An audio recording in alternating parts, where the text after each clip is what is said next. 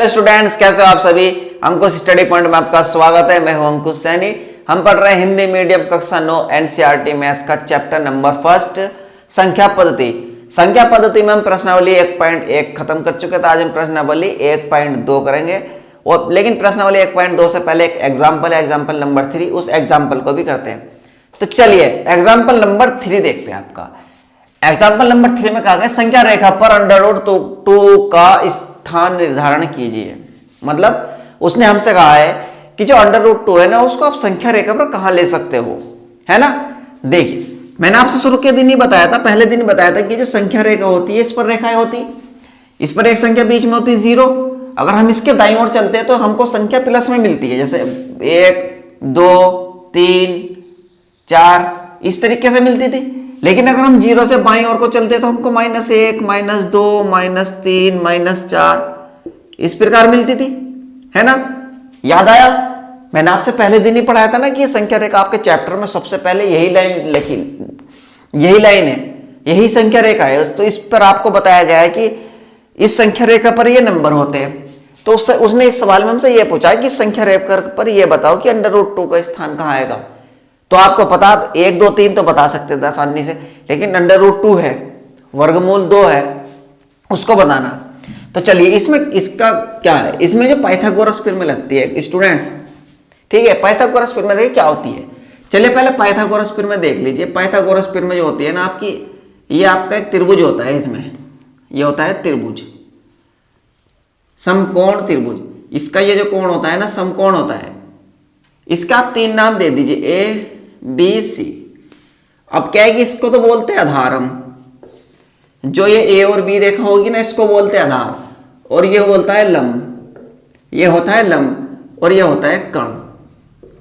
ये होता है 90 डिग्री के सामने वाला भुजा जो होती है उसको कर्ण बोलते हैं, इसको आधार बोलते हैं और इसको लंब बोलते हैं, ठीक है स्टूडेंट्स। अब इसमें होता क्या है पाइथागोरस प्रमेय, देखिए पाइथागोरस प्रमेय होती क्या है असल में। पाइथागोरस प्रमेय, पाइथागोरस प्रमेय होती है आपकी, आपको ये 2 दिए गए होंगे, इसका मान निकालना होगा। तो ये असल में होती क्या, देखिए इसमें सबसे बड़ी जो भुजा होती है ना, वो कर्ण होती है, कर्ण। तो आप ऐसे याद रखिए, जो बड़ी भुजा होती है ना, उसका मान इन छोटी भुजाओं को मिलाकर के बनता है। ऐसे याद रखिए, देख कर्ण का स्क्वायर बराबर आधार का स्क्वायर, आधार का स्क्वायर प्लस लंब का स्क्वायर, लंब का वर्ग। तो देखिए ये होती है आपकी पाइथागोरस प्रमेय। मतलब कर्ण का वर्ग बराबर आधार का वर्ग प्लस लंब का वर्ग। अब कर्ण को हमने क्या माना, A और C। कर्ण को A और C माना ना, तो A और C का वर्ग, और आधार को माना AB, तो AB का वर्ग, और प्लस BC को माना लंब को माना BC, तो BC का वर्ग। ये होता है और कुछ नहीं होता। अब इसका जो वर्ग है ना, इसको हटा करके उधर ले जाइए, तो ऐसे बन जाएगा AC बराबर AB का वर्ग प्लस BC का वर्ग, इसके पूरे के ऊपर √ चढ़ जाएगा। ये होती है आपकी पाइथागोरस प्रमेय, ठीक है स्टूडेंट्स। ये आपकी पाइथागोरस प्रमेय होती। अब देखिए आपका सवाल में कहा गया है कि संख्या रेखा पर √2 का स्थान निर्धारण कीजिए। अब होगा क्या, √2 जो बनेगा, आपको हमें देखना है कि √2 1 और 1 लेने पर बनेगा, A B C। तो देखिए यहां पर AC हमको ये मान निकालना पड़ता है। पहले हम देखते हैं √2 किसका मान बनेगा, 1 और 1 का।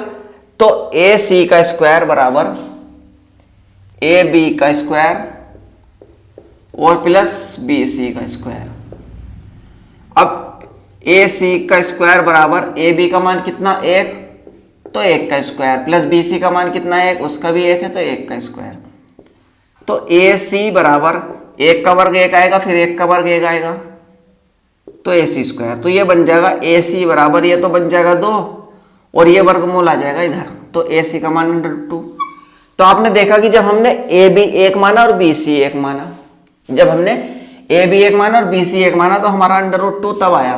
तो इसका मतलब जो संख्या रेखा होगी ना आपकी, ऐसे संख्या रेखा है। अब देखिए ये है संख्या रेखा, मेन पॉइंट जो सवाल का आपका ये है, संख्या रेखा है आपकी। अब इस पर स्थान निर्धारण करना, तो ये तो मान लीजिए 0, 1, 2, 3, ये आपको स्केल लेनी है, पैमाना उससे नापनी है 1 सेमी की दूरी बराबर बराबर। फिर इधर को -1, -2, -3, -4, ये आपको स्केल लेकर के उससे नाप कर लिखनी है पूरी पूरी। ठीक है स्टूडेंट्स, स्केल लेकर के उसके नाप के लिखनी है उससे पूरी पूरी। तो अब क्या करेंगे, देखिए ए भी हमने 1 माना और ये बी सी 1 माना, तब हमारा √2 आया। तो हम क्या करेंगे, 0 से नापेंगे, 0 से। ये 1 है तो यहां तक आएगा, 1 है तो यहां तक आएगा ना, यहां तक। फिर 1 ही ऊपर को माना, तो 1 ही इतनी दूरी इधर को नापेंगे आप, 1 सेमी, 1 इधर को 1 इधर को, तो इसको मिला देंगे आप यहां ला करके 0 वाले बिंदु पर। जैसे हमने इधर को ए बी की 1 सेमी थी ना, इधर को जो हमारी क्षैतिज रेखा है उसकी 1 सेमी दूरी, तो 1 तो यहां तक है 1, फिर 1 ही ऊपर को नाप लेंगे और इसको मिला देंगे इससे। तो अब आपको यहां पर क्या करना है, ये तो आप सब पैमाना से नाप कर करोगे, पैमाने से। आपको यहां पर लेनी प्रकार। अब प्रकार में यहाँ पर प्रकार और पेंसिल लगानी, उसमें उसका प्रकार का जो आपका वो नोक वाले भी होता है ना, जो पेंसिल से दूसरा दोहराता है जिसको रखते हैं, उसको रखना है यहाँ पर, और पेंसिल की नाप लेनी यहाँ पर, और यहाँ से ऐसे नाप देनी, चला देनी है। तो आप यहाँ रखोगे प्रकार का वो, और जब आप ऐसे चलाओगे ना, तो ये आपका ऐसे आएगा √2, तो यहाँ पर आएगा √2 कहीं। मैंने ऐसे ही कहा है, जब आप पैमाने से करोगे आप नाप करके, तो आपका बिल्कुल सही आएगा। ठीक है, आपको ऐसे लेनी है प्रकार, पहले पैमाने से ऐसे नापना 1 सेमी, फिर 1 सेमी ऊपर को नापना और इसको मिला देना ऐसे, उस बिंदु को और इस बिंदु को। फिर उसे मिलाने के बाद आपको प्रकार से यहाँ पर ये प्रकार रख करके यहाँ तक दूरी नापनी पूरी, और ऐसे प्रकार चला देनी है इस रेखा तक। अब जहाँ पर भी आपकी वो काटेगी वो आपका √2 होगा, तो ये आपका √2 का स्थान ये आया। ठीक है, इस पाइथागोरस प्रमेय को अलग से उतार लेना, ये समझाने के लिए थी, है ना। ठीक है स्टूडेंट्स, समझ में आया √2 का स्थान। तो चलिए अब करते हैं प्रश्नावली 1.2 के सवाल। 1.2 का क्वेश्चन पहला, फिर वही सत्य और असत्य पर। तो देखिए पहला क्वेश्चन में आपसे क्या कहा गया है कि प्रत्येक अपरिमेय संख्या एक वास्तविक संख्या होती है। प्रत्येक अपरिमेय संख्या एक वास्तविक संख्या होती है। देखिए इसका आंसर सत्य है। इसका आंसर सत्य है, क्यों? क्योंकि इसके आगे आप जब लिखोगे तो इस चीज को याद कीजिए, क्योंकि वास्तविक संख्या जो होती है ना, जो वास्तविक संख्या होती हैं, तो वास्तविक संख्या परिमेय और अपरिमेय संख्याओं को मिलाकर बनती। जो वास्तविक संख्या होती है ना स्टूडेंट्स, जो वास्तविक संख्या होंगी आपकी, ये वास्तविक संख्या है। तो वास्तविक संख्या जो होती है ना, वो अपरिमेय संख्या है प्लस परिमेय संख्या है। अपरिमेय संख्या प्लस परिमेय संख्या है, इसको मिलाकर के बनती है। ये मतलब मैं आपसे कहूं कि ये जो आपकी वास्तविक संख्या है, ये जो घेरा है ना आपका, ये वास्तविक संख्या है। ठीक है, इसके अंदर परिमेय और प्लस अपरिमेय दोनों आती। जो वास्तविक संख्या है ना, ये वास्तविक संख्या के अंदर परिमेय और अपरिमेय दोनों आती हैं, तो इसलिए ये सत्य होगा, है ना। तो आप इसको लिख सकते हो कि क्योंकि वास्तविक संख्या है, क्योंकि सत्य है,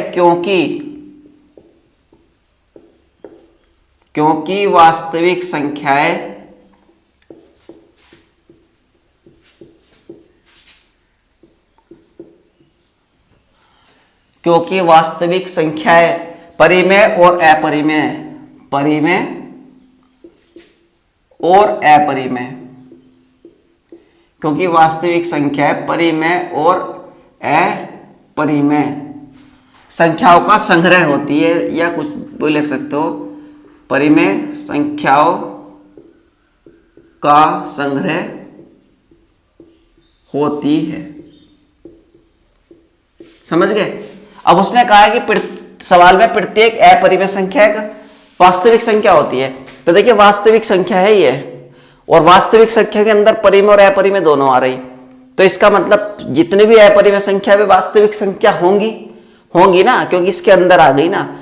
देखिए जो अंदर आता है ना, अगर उससे कहा जाए कि भाई तू, अगर मैं इसको अपरिमेय संख्या लेकर के ये कहूं कि तू वास्तविक संख्या है, तो यह वास्तविक संख्या के अंदर आ रहा है, तो इस विचारों को इसके नाम से जाना जा सकता है, इसको ये अपना नाम से पुकार सकता है, इसको वास्तविक संख्या के नाम से बुलाया जा सकता है। ठीक है, तो क्योंकि इसके अंदर आ रहा है ना सब, परिमेय और अपरिमेय संख्या है। वास्तविक संख्या जो होती है वो परिमेय और अपरिमेय संख्या को दोनों को मिलाकर के बनती है, इसलिए इसका आंसर सत्य होगा, क्योंकि वास्तविक संख्या परिमेय और अपरिमेय संख्याओं का संग्रह होती है। संग्रह मतलब मिलाकर बनती है। ठीक है,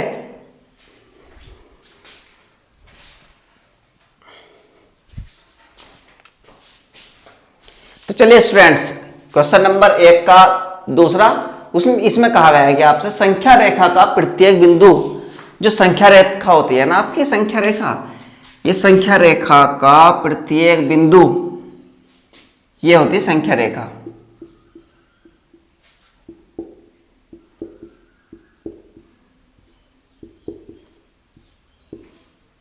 ये होती है संख्या रेखा, सभी को पता है। उसने कहा कि संख्या रेखा का प्रत्येक बिंदु अंडर रूट m के रूप का होता है, जहां m एक प्राकृतिक संख्या है। उसने कहा कि संख्या रेखा का प्रत्येक बिंदु अंडर रूट m के रूप का होता है। ऐसा तो होता ही नहीं, क्यों? क्योंकि मैं आपसे कहूं कि 4 का वर्गमूल निकालिए, अगर मैं आपसे कहूं कि 4 को ऐसे लिख सकते हो आप, है ना, इसका वर्गमूल आप निकाल सकते हो 2, लेकिन जो वर्गमूल होता है ना, मैं आपसे कहूं कि 16, तो 16 का आप अंडर रूट 4 लिख सकते हो, क्योंकि 4 का वर्ग 16 होता है। तो ये जो अंडर रूट में वैल्यू है ना, ये कभी माइनस में नहीं आती, कभी भी ये माइनस में नहीं होती अंडर रूट में वैल्यू। जैसे अंडर रूट m है ना, तो ये कभी भी माइनस में नहीं आएगी, ये कभी भी। लेकिन वो कह रहा है कि संख्या रेखा का प्रत्येक बिंदु।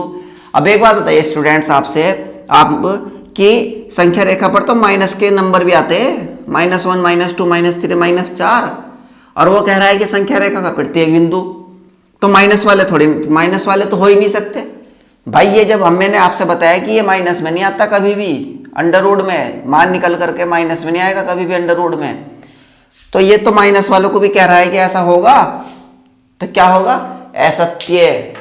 क्योंकि जब भी आप किसी का वर्गमूल लिखोगे वो माइनस में नहीं लिखा जाएगा। मैं आपसे कहूं कि 16 का वर्गमूल क्या होता है, तो आप कहोगे 4, मतलब अंडर रूट 16 लिख सकते हो, तो अंडर रूट 16 का माइनस नहीं लिख सकते, तो इसलिए ये होगा असत्य, ये होगा असत्य। क्यों? क्योंकि कोई भी ऋण संख्या, क्योंकि कोई भी ऋण संख्या, क्योंकि कोई भी ऋण संख्या किसी संख्या का वर्गमूल नहीं हो सकती, क्योंकि कोई भी ऋण संख्या किसी संख्या का वर्गमूल नहीं हो सकती। किसी प्राकृतिक लिखो, किसी प्राकृतिक संख्या का वर्गमूल नहीं हो सकती, का वर्गमूल नहीं हो सकती। ठीक है, क्योंकि उसने कहा ना संख्या रेखा का प्रत्येक बिंदु अंडर रूट m के रूप का होता है, जहां m एक प्राकृतिक संख्या है। अब m तो आपका प्लस के नंबर है सारे, अब m तो आपके सारे प्लस के नंबर है, जहां m एक प्राकृतिक संख्या है, तो आप इसको, अब ये प्राकृतिक संख्या है आपकी, आपने इसको लिखा तो इसका तो 4 आएगा। जब आप लोगे तो माइनस का नंबर नहीं आएगा, किसी भी कीमत पर माइनस का नंबर नहीं आएगा स्टूडेंट्स। ठीक है, तो इसलिए ये आपका असत्य है। इसके बाद तीसरा देखते हैं इसका। उसने कहा कि प्रत्येक वास्तविक संख्या एक अपरिमेय संख्या होती है। थर्ड स्टेटमेंट में कहा है उसने कि प्रत्येक वास्तविक संख्या अपरिमेय संख्या होती है। प्रत्येक वास्तविक संख्या अपरिमेय संख्या होती है, उसने ये बात कही है। यह भी असत्य होगा। प्रत्येक वास्तविक संख्या अपरिमेय संख्या होती है, उसने ये बात की। अब देखिए, वो कह रहा है कि जो वास्तविक संख्या है ना, प्रत्येक वास्तविक संख्या वो अपरिमेय होती है, वो इस बात को कह रहा है। तो भाई एक बात बताओ, तुम्हारी परिमेय कहाँ जाएंगी ये? जब उसने कहा है कि जो प्रत्येक वास्तविक संख्या है ना, प्रत्येक, उसने हमसे सवाल में ही तो कहा है कि प्रत्येक वास्तविक संख्या अपरिमेय संख्या होती है, प्रत्येक वास्तविक संख्या अपरिमेय संख्या होती है, उसने ये बात की। तो ये अपरिमेय कहाँ जाएगी? ये भी तो है ना, क्योंकि हमको पता है कि वास्तविक संख्या परिमेय और अपरिमेय संख्या मिला करके बनती है। तो आप एक बात बताइए, परिमेय संख्या कहाँ जाएगी फिर? परिमेय संख्या भी तो बैठी ना यहाँ पर कि भाई हम भी तो हैं ग्रुप में, हमारा भी तो नाम लो। तो इसलिए स्टेटमेंट होगा गलत, क्योंकि प्रत्येक वास्तविक संख्या परिमेय संख्या नहीं होती, परिमेय संख्या भी होती ना। तो यह होगा असत्य। कैसा होगा? असत्य। यह होगा असत्य। आप ऐसे लिख सकते हो कुछ भी, क्योंकि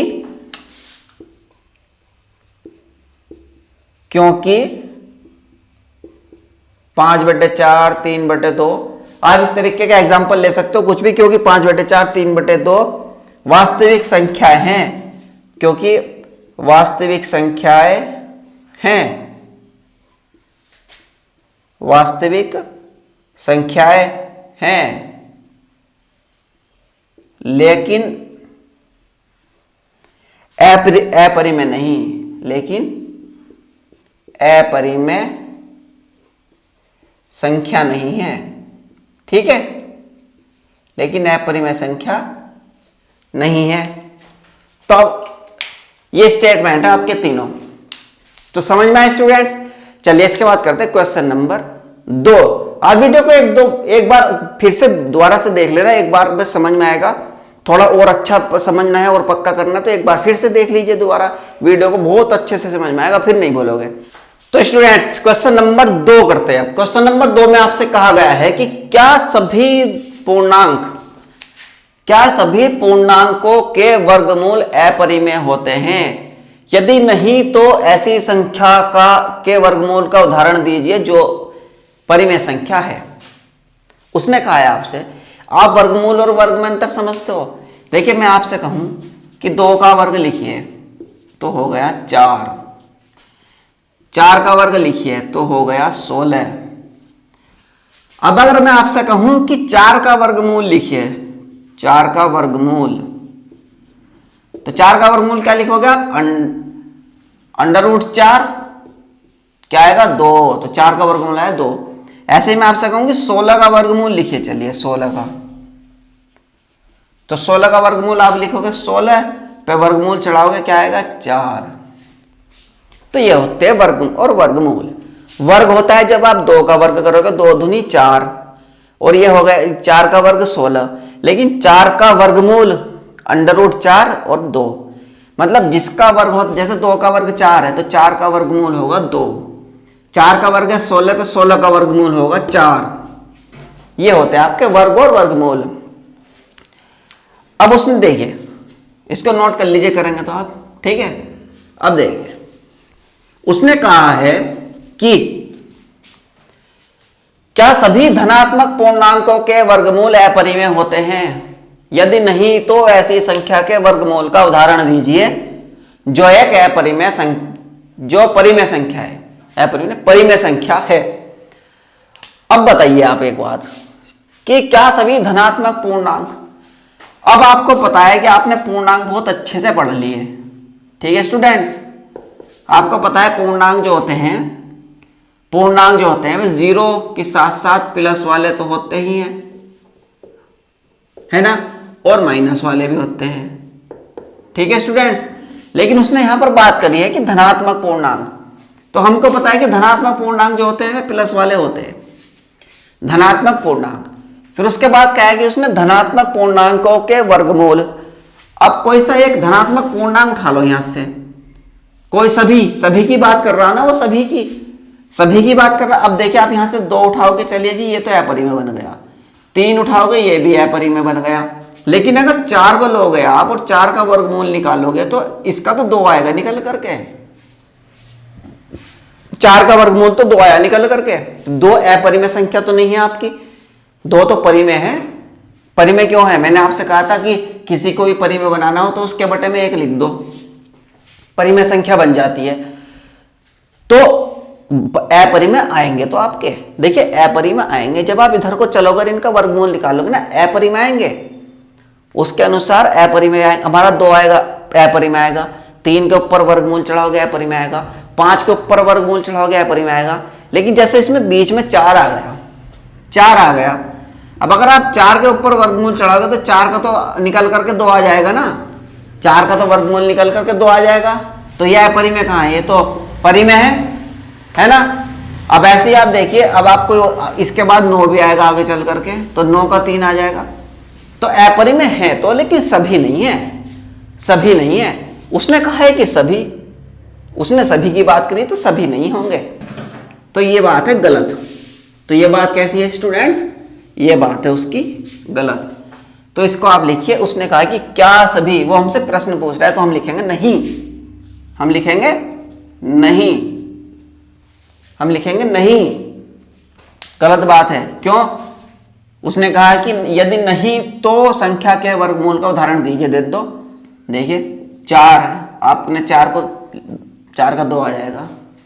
उसने एक उदाहरण की बात कही थी, चलिए एक उदाहरण दे दिया, 4 को आप लिखोगे तो 2 आएगा।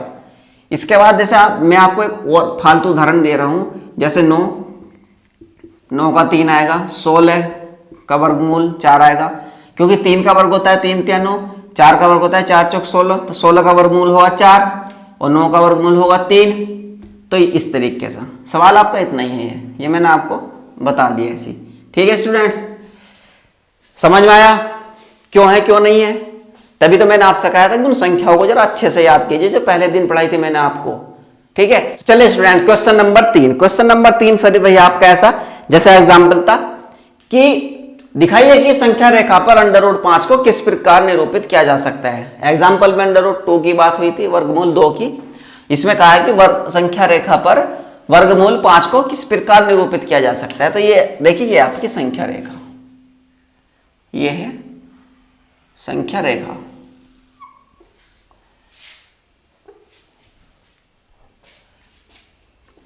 अब देखिए इसको 0, इसको आप नाप लेना, ऐसे नाप करके संख्या को रेखा को बिल्कुल सीधा खींचना, फिर पैमाने से नापना स्केल से, बराबर 1 सेमी, फिर 2, फिर 3, बराबर बराबर दूरी नाप लेना। ठीक है स्टूडेंट्स, इस तरीके से 0 से इधर प्लस के और 0 से इधर माइनस के नाप लोगे, इतना तो कर लोगे। ठीक, अब देखिए, अब हमको √5 कहा है कि देखिए √5 कैसा आएगा आपका, पाइथागोरस थ्योरम में लगाएंगे किस तरीके से। देखिए √5 जो आएगा ना आपका, वो a और b माना था हमने, इसको और c माना था, ये हमारा होता है 90 डिग्री। देखिए इसको 2 मानेंगे, इसको 1 मानेंगे, तब हमारा √5 आएगा। आप देख लीजिए, देखिए हम AC का मान निकालेंगे, AC का मान निकालेंगे। हमने AB को 2 माना, BC को 1 माना, AC का मान निकालना है इसका। तो AC² का वर्ग बराबर AB का वर्ग और प्लस BC का वर्ग। AB कितना है हमारा 2, तो 2 का वर्ग, BC कितना है 1 का वर्ग, तो 2 दूनी 4 और प्लस 1, तो ये आया 5। ये AC² ऐसे ही चलेगा, AC का वर्ग, ये AC का वर्ग यहाँ भी और AC का वर्ग यहाँ भी। अब इसको आप ये वर्ग हटा करके इधर से इधर ले जाओगे तो ये बन जाएगा √5, है ना, क्योंकि आप जब बराबर इधर वर्ग है तो वर्ग हटा करके इधर ले जाते होते वर्गमूल चढ़ जाता है। तो आ गया √5, देख रहे हो आप। तो √5 हमारा कब आया, जब हमने इधर की दूरी 2 सेमी मानी, इधर की 1 सेमी मानी। तो संख्या रेखा पर हम इसी प्रकार करेंगे इसको। देखिए इधर से तो लेंगे हम 2, ये लेंगे हम 2, यहाँ तक नापेंगे आप। जब आप नापोगे तो इसको 2 सेमी नापोगे पूरा इधर को, ठीक है। और ऊपर को हमने 1 नापी, तो इसको आप इधर को 1 नापोगे, इधर को आप 1 नापोगे, ठीक है। और फिर वही काम करेंगे, इस वाले पॉइंट को आप यहाँ पे इस इधर से मिला दोगे 0 तक, 0 पर लाकर मिला दोगे। देखिए ये नहीं खींचनी, ये मैंने आपको बताई है कि हमने ये दूरी नापी यहाँ तक, है ना, और इधर को 1 सेमी। तो ये आपको ये लाइन खींचनी है और फिर इसको 1 सेमी नाप करके, क्योंकि हमने 1 नापी है पे, यहाँ पर 1 सेमी लिया और इधर को 2 लिया, तो 1 और 1 2, इधर को 2 सेमी लिया, तो इधर को तो 2 लेनी है और इधर को 1 लेनी है। अब इसका जो इस वाले बिंदु को इस 0 वाले बिंदु से मिला देना है, जो ये है इसको मिला देना है।